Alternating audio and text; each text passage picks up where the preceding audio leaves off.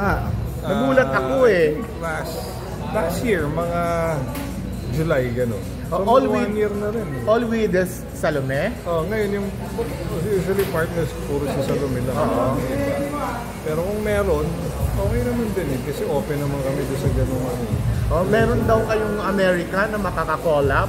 Nakulat na natin. Na-collab na, na-shoot na. Nag-shoot na kami na. Si Tor Johnson, taga-US din. Porn star din sa Amerika.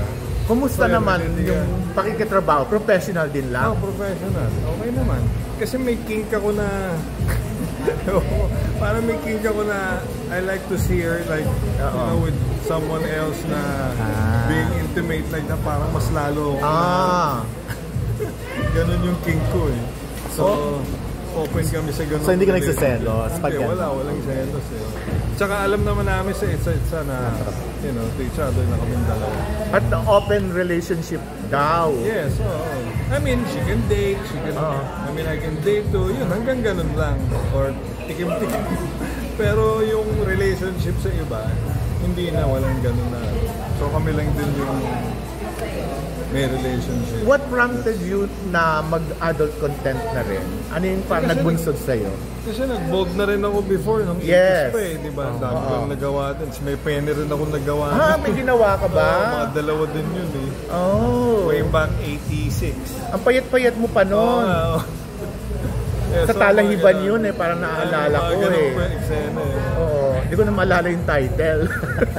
So yun, naisip ko rin. Sabi ko, why not do it again and try it, lalo na nung nag-meet kami, nagsama na kami. Yun, sabi ko, sige, okay yan. Nung panahon ng ano natatandaan mo nung panahon ng pelikula? That's before yung mga last years ng martial law ng Marcos.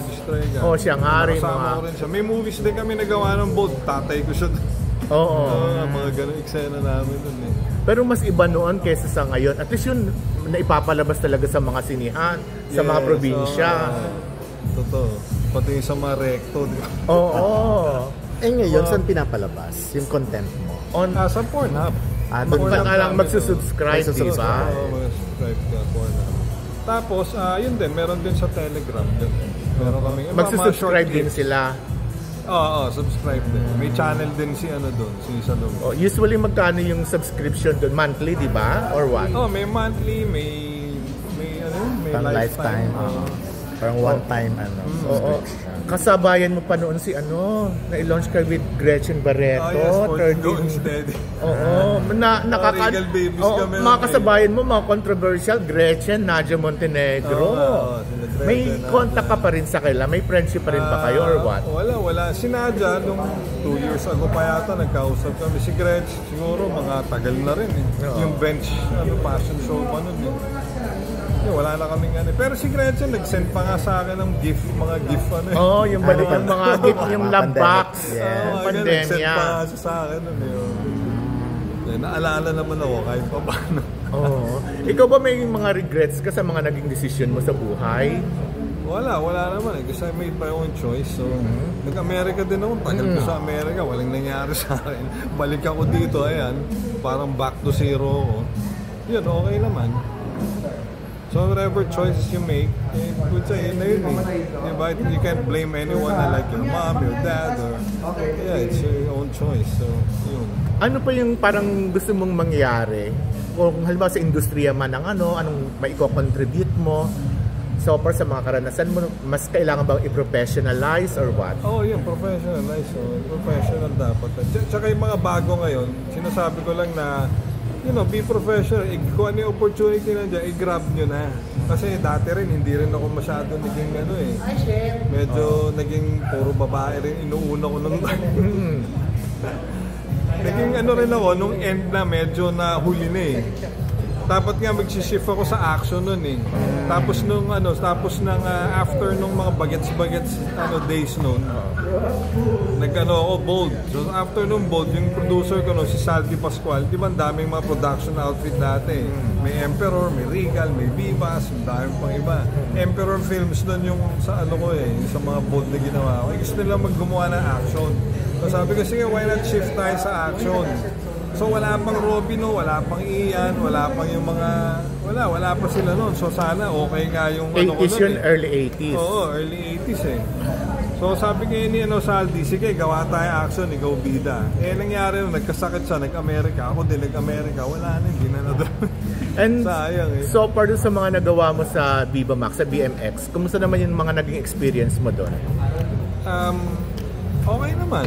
Hindi naman siya, kasi short lang din yung mga hindi pa rin pelikula dati na, di ba?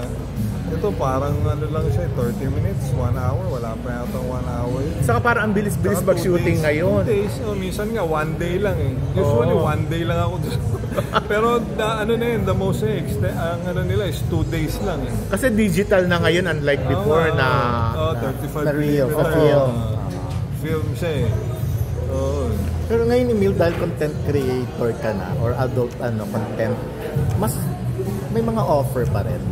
Mga Offer indecent na. Meron nga ako. Talaga, paano mo yun? Indecent, Yes. sa mga... Bading ba, matrona? Kahit ano. Madami, meron. Meron nga minsan, gulat ako, nagme-message sa Facebook.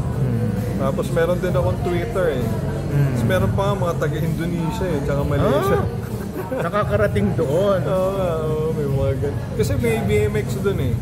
Pero ngayon, wala na ako sa Viva eh. Nagpa-release na ako eh. Kasi dami kong naging sa Viva pa rin, pero medyo nag-iisip na rin siya eh. Kasi hindi rin nakakasikaso eh. Kasi ang dami na rin eh. Sa Cinepop. Oo nga, nakita ko. Nakailan ka na sa Cinepop? Isa pa lang. Mas daring daw sa Cinepop dahil ang mga babae required na magpa-nipple sock. Totoo ba yun? Hindi naman. Hindi naman, may restrictions din sila eh. Pero usually mga babae doon, hindi naman sila sobrang nagpapa-restrict ng mga... Pero paano mo hinahandle yung offer? Yung tanong ko kanina.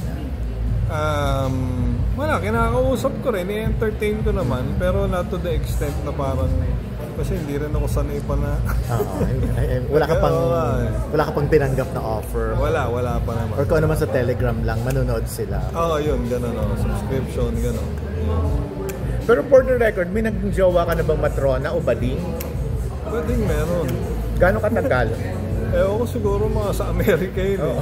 Tapos hanggang nagdito kami, nagkita rin kami dito nung bumalik ako. Siguro mga 2 years din yun, gano'n. And okay naman yung kahit yung paghihiwalay? Oo, okay naman. Medyo nabatid lang kasi nga, nagkaroon na ako ng girlfriend noong time na yun. So parang, may selosan. So kumbaga you identify as straight talaga? Or what? Ikaw? Ikaw, straight naman ako. Oo. Kasi kung si Salome, aminado siya, bisexual siya eh. Oo nga, Anong nagustuhan mo sa kanya kung aminado siyang bisexual siya? Okay lang? Hindi naging matter yun? Okay sa akin. It doesn't matter. Okay sa akin lahat. Kasi nga, yung may eksena din kami ginawa na dalawang Sa tahong? Sa tahong pa lang?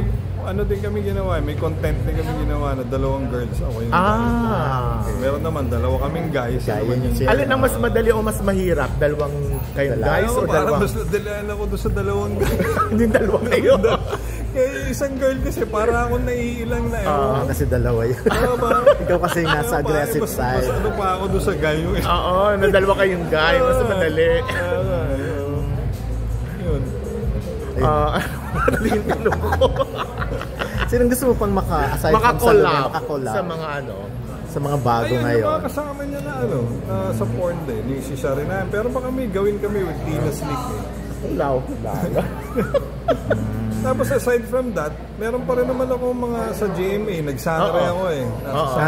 Okay, at least. Tapos meron din offer sa akin ngayon doon sa ABS, yung Sins of the Father ba yun?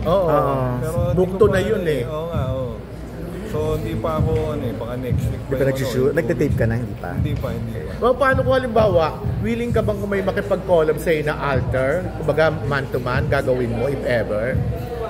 Siguro kung movie o Hindi, yung adult content talaga. Di ba sa X gano'n sa ang dami. Ang daming mga bading talaga eh. Parang hindi ko pa siguro hindi mo pa kaya. Kasi iba yung parang, di ba yung nagkaroon ako ng na bading na nagkaroon ako relationship sa old school kasi yun.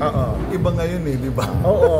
Kaya okay yung old school Content kasi content ang tawag ngayon iba di ba? ano anong tawag doon? Parang vice versa. Oo, versa. Anong may advice mo sa ibang mga lalaki na gustong pumasok sa pagiging adult content creator ngayon? Kasi yung iba sa hirap ng buhay talaga, parang feeling nila, yun na lang ang parang last nila. Ayun, isipin din muna nila bago nila pasukin kasi hindi rin ganun kadali. It doesn't iniisip nila parang dali kumita ng pera dyan. Tsaka pagdating nung shoot mismo, parang sabihin na, parang si Kay Salome, ang dami collab tayo, parang kala nila, ang dali lang eh. Pero pag nando ka na sa harap ng camera, tsaka yung may ilaw, iba na eh. Yung iba nahihirapan magkaroon ng erection. Oo, nahihirapan. Oo. Ako nung una, kasi meron din kaming streaming eh. Nagsistream din kami nun eh. Yung sa mga so yun yung first time? Oo, live yun. Live stream. Tapos parang magbabayad yung client. Gusto pagawa sa inyo. Yun, gano'n. So kumusta yung naging first time mo na gumawa ng medyo adult nahirapan content? ako. It took me a while to get an